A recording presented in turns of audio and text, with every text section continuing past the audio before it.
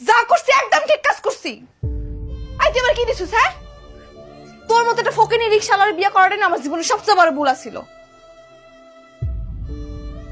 সামান্য chips chocolate ছাড়া কি দিতে পারছস?